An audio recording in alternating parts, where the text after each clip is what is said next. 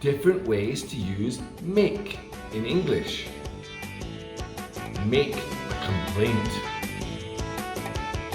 Make a cup of tea.